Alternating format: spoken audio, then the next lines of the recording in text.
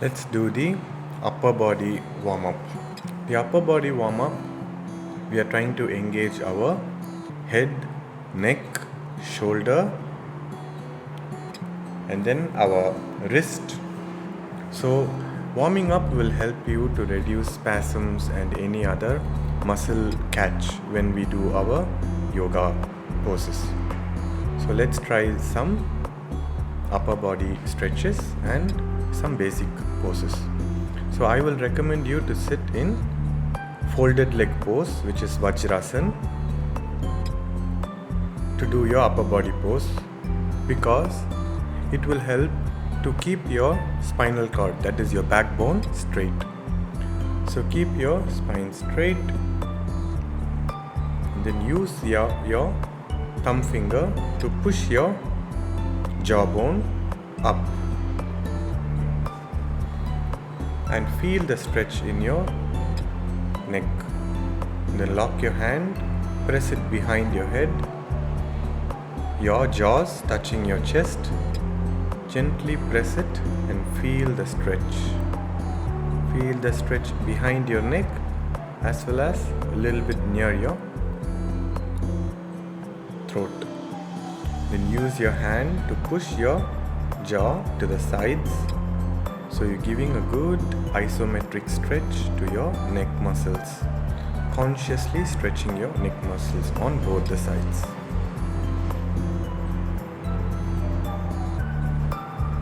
Always have some counts. I usually do with 5 counts, maybe 3 counts, depends on the time you have. And then lateral stretch. The lateral stretch will help you to stretch all the way from your neck. It will help in connecting to your shoulder blades, both the sides. Just gently press it, gently pull your neck head so you can feel a good stretch in your neck. 1, 2, 3, 4 and 5.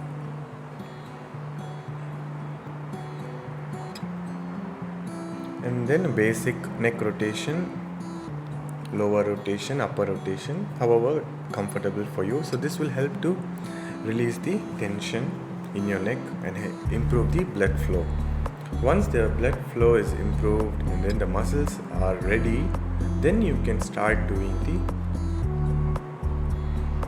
yoga poses more intensely. Then let's do our shoulder stretch also. The shoulder stretch will help to remove all the catch in your shoulder. So make a big nice circle. Use your elbow. Think as if you're drawing a circle using your elbow.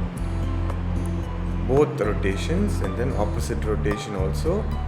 When you do it right, you can feel the stretch all the way from your shoulder to your shoulder blades down to your hip, lower back. You can feel the stretch, the muscle. So this will help you a lot. Do 5 counts each.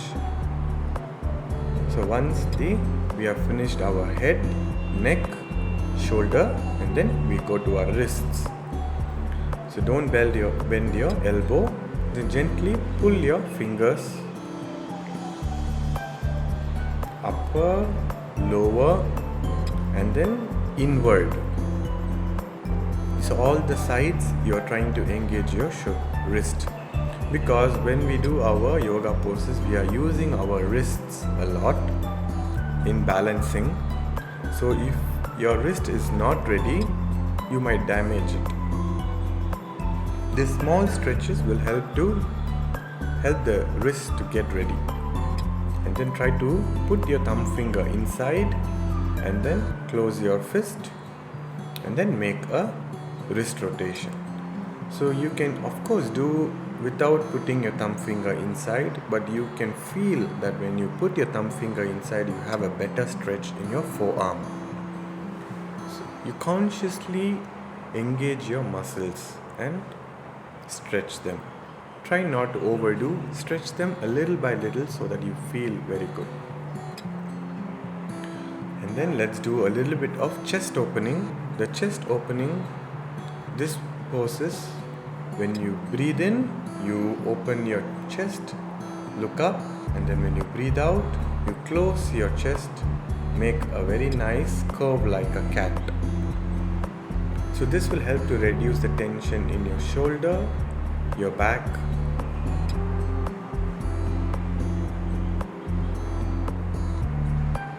Do it 5 times, 10 times, how much ever you feel is pleasant for you. This will really help in improving the blood flow, and also it's a chest opening pose to start engaging your lungs. Then lock your hand behind and then pull yourself. You will feel a very nice stretch in your shoulders. And then breathe out and let your shoulders go down. Feel a good stretch in your shoulder and your lower back. This is a very relaxing stretch pose. This is the most famous and relaxing stretch pose, the baby pose, Balasana. Take 5 counts, 3 counts. Take a deep breath and consciously relax your hip, lower back and your backbone. Next, let's do some basic poses that will help in. So this one is twisted baby pose, Parsva Balasana. Parsva Balasana. This will help in improving your sleep pattern and then your sleep quality. You're trying to stretch your shoulders by putting one hand inside the other hand, stretching it longer, and then you inhale, raise your hand, exhale and try to bring it close to the ground. You exhale out and then trying to bring it close to the ground. Try not to move your lower body, keep it straight. This will help to release the tension in your hip as well.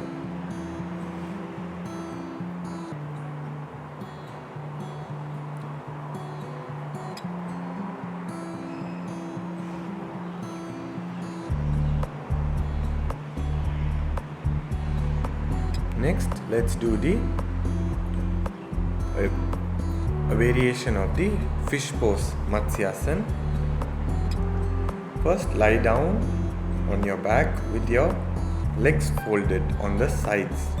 So you move your legs to the sides and then put your back down and then you lie down. Use your hand to lift your head so you can see that your neck is consciously getting engaged. Lock your head and the neck in a very nice position and bring your hand up, and your hip region will also slowly raise up. So this will create a very nice curve and this will engage your neck. And this is very good because in these days we usually look down all the time using we look to your computer, your mobile phone. So this opposite stretch will help in reducing the stress. And then let's do the camel pose, Ushatrasana. Hold one of your heel with your hand and then the other hand raise it. So you inhale and then when you exhale, try to gently push your hip and your lower abdomen to the front. So you can see that from normal pose, I'm trying to push my lower abdomen and my hip. So this will engage your lower back and your belly. So this will help in reducing your belly fat, the lower abdomen fat, which is the most important, difficult fat to burn. That's why we do leg raises and lots of ab exercises. All the ab exercises that you use your leg will engage the lower abdomen, and all the ab exercises that you engage your upper body will engage your upper abdomen abs. So next, let's release our tension in our lower back and shoulders by doing cat pose, Marjaryasana. make sure your hand is on the same line with your knee, and then you inhale and look up. When you exhale, you crouch like a cat, you pull your tummy in, and then use both your hands to push and make a nice curve. Repeat this for 4 to 5 times. Breathe in, look up, breathe out, and stretch. Breathe in, look up, and breathe out and stretch. Breathe out and stretch. When you exhale out and you stretch, make a nice curve. Imagine how a cat will do. Make a nice. This is very, very good, very famous pose also. This one is a variation of the cat pose to engage your abdomen muscle, your thigh muscles, and your shoulders. You are balancing your body, making sure your center of gravity is near your abdomen, and then you are lifting alternate hand and leg, left hand and right leg, or right hand and left leg, and then you can hold however long you can. I usually do for 5 counts or 8 counts or 10 counts for beginner level. If you feel it's easy for you, make it longer for 15 counts, 20 counts, so that, but consciously engage your abdomen muscles. Next, let's do Sasangasana or rabbit pose. Your head is close to your knee, and then you're holding your heel to not fall off.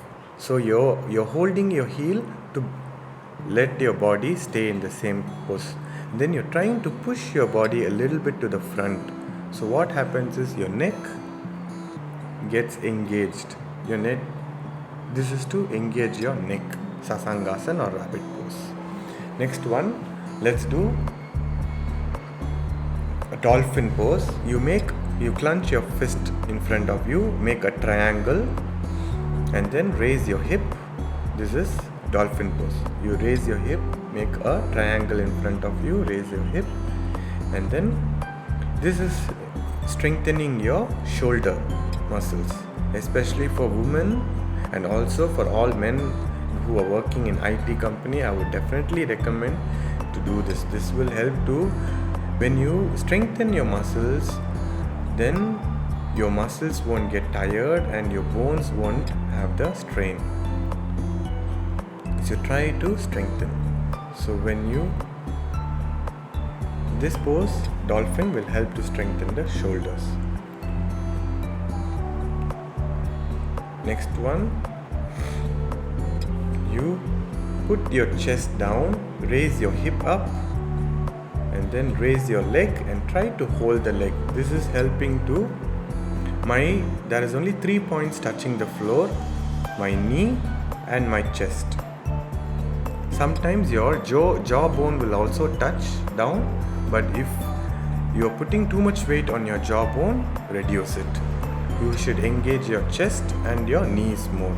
So this is helping to release the tension in the pelvic muscles and open up the pelvic. Next, let's do Shimma Garjanasana, lion roaring pose. The lion roaring pose will improve the immunity in your body.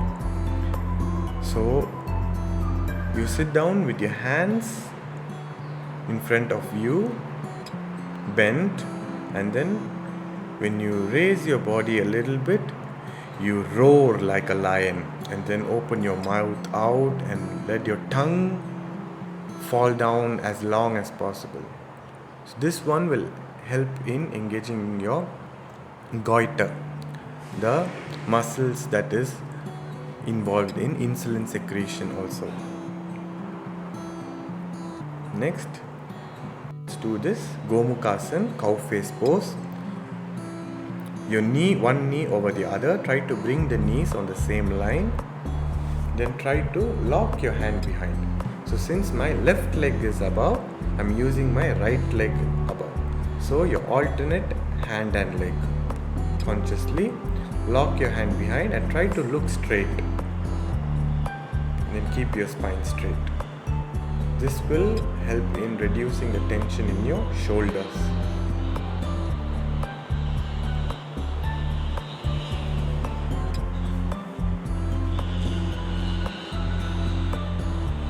Then relax, lie down for a while. This also helps in reducing the massaging your intestines. Take a deep breath, relax, change your leg and do the same thing, both the sides. Gomukhasana. So in yoga, like I always say, it is about balance. Balancing your mind, your body, and soul. So by balancing, even during your normal day-to-day life, you should be conscious. So usually right-handed people will use your right hand a lot, while left-handed people will use their left hand a lot. But if you are conscious enough and try to reduce the hand which you are comfortable and try to use the other hand also. So when you create a balance, then your brain activity also gets a balance, and also your body. So like when you sit down, if you are folding your leg over the other, so try to change that also. So consciously try to engage both the sides and try to bring a balance in your body. So even your bones, muscles, everything works with a balance. So we have to be union with it to not give it too much strain. So when our body balance in the bone position is in imbalance, what happens? Then we put too much pressure on one side of the body. So next one is this is a relaxing meditative pose. You're trying to bring your heel near the groin area and then the other heel on the same line. And then sit down, relaxed. Just feel your body. Try to feel each and every part of your body that you have engaged, the muscles you have engaged, the joints you have moved. Feel the air around you and relax. Let's try Padmasana. Padmasana, for some it's not very easy. So if you cannot do Padmasana, don't worry. Padmasana is an intermediate pose. So for beginners, it will be difficult. Once your hip joints and your thigh muscles gets softened. By softened, I mean flexible. So when they get flexible enough, it becomes easy for you to fold one leg over the other. This is called Padmasana or lotus pose. This is also one of a very famous meditative pose. And using Padmasana, there are a lot of poses we can do. These are certain variations which I thought I can show it to you. The Marjariyasana, cat pose, which we did by normal pose, we can even do it with Padmasana. This is Padmasana variation of cat pose. This is also very good, but this will become a little advanced pose, intermediate to advanced level, because you are folding your leg and at the same time doing other basic poses. Next, I am trying to show you Bhujangasana or snake pose with Padmasana fold. This is also very good to engage your lower back, but those who have pressure in your leg, ankle or your lower back, try not to overstrain. When you do Bhujangasana, you should never overstrain yourself. Next, this is another variation pose. This is also very good to engage your shoulder muscles, your biceps and your hand. Padmasana variation pose. So there are so many variation poses which we can create from one basic poses. But you should first understand how your muscles move. So first try to do all the basic poses and relax yourself and know which muscles and which joints you move.